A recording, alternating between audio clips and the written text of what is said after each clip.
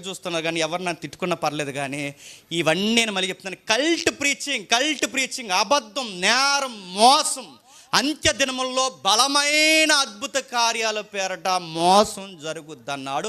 అది జరుగుతుంది. అది ప్రజలు బలంగా నమ్ముతారన్నారు, నమ్ముతున్నారు ప్రజలు. ఈరోజు మనకి నెక్స్ట్ వీక్ నుంచి ఇక్కడ జరుగుతాయంటే ఈ బిల్డింగ్ సరిపోద్ది అనుకుంటున్నారా? ఇప్పటికిప్పుడు నా బోధ మార్చి ఇదిగో ఇదే అని మొదలెడితే వాళ్ళకన్నా బాగా మనం బీజిఎంలు వేసి అనలేమండి. నరాలు తెగిపోయేలాగా అనగలం, అనలేము. ఈ తన్మయత్వంలోకి నడిపించి అది ఇది అని అంటే నేను అడుగుతున్నాను, అది ఇది మాట్లాడితే అదే పరిశుద్ధాత్ముడు అంటున్నాడు.